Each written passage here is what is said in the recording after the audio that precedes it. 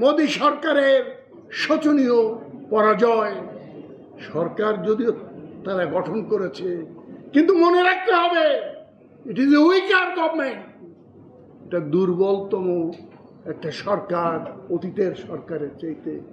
কাজেই আগের মতো সেই ছড়ি ঘোরানো, বাহাদুরি করা, প্রতিবেশী রাষ্ট্রগুলির উপরে খবরদারি করার ক্ষমতা বহুলাংশে আজ বিলুপ্ত হয়ে গেছে ভারতীয় শাসন গোষ্ঠী। যে মোদি নির্বাচনের আগে সংবিধান পরিবর্তন করার হুমকি দিয়েছিল, পরশুদিন টেলিভিশনে যখন তার শপথ গ্রহণ অনুষ্ঠান দেখলাম, সেখানে সংবিধানে মাথা ঠুকে অন্তত 50 বার সংবিধানে মাথা ঠুকে তিনি বলেছেন, এই সংবিধানকে রক্ষা করার জন্য আমি জীবন বিসর্জন দেব। আজকে সুর পাল্টে গেছে ওদের এই স্ট্র্যাটেজি, এদের সুর আরও পাল্টাবে।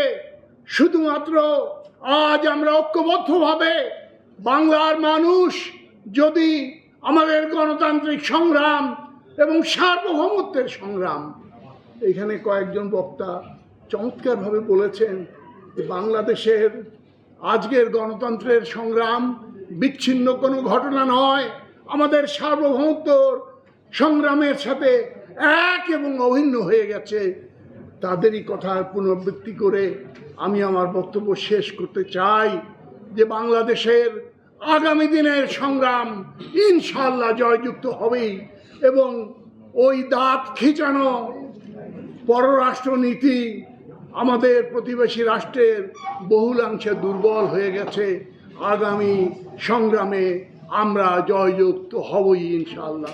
আপনাদেরকে ধন্যবাদ। ধন্যবাদ সংগ্রামী বন্ধুগণ। আমাদের এই মত বিনিময় সভা প্রায় শেষের দিকে।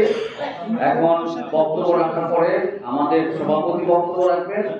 আশা করছি আপনারা শেষ পর্যন্ত ধৈর্য সহকারে আমাদের সফলভাবে সমাপ্ত হওয়ার জন্য সহযোগিতা করবেন। এখন বক্তব্য রাখবেন